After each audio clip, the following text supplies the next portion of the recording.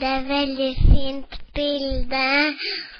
og jeg skal ha med det hjem en gang, og så skal jeg ta med det frem til barnehagen igjen og sette det på. Men det litt fint bilde, og det vil jeg ha med meg. Og det skal jeg ha med hjem og ta det til Ida en stund, og så kan jeg henge det på veggen hjemme.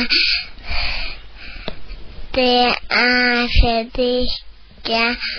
og Kajsa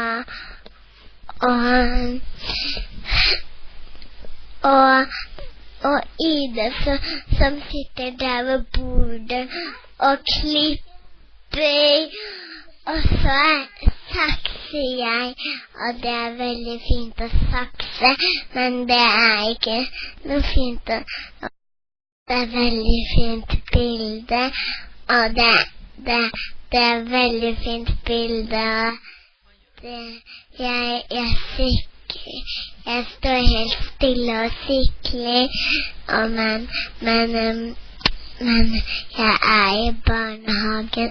og gjør det veldig fint,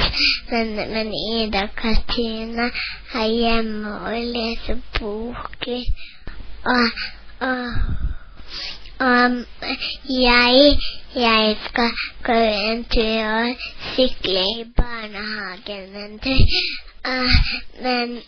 det veldig fint å være ved barnehagen, og så det veldig fint å være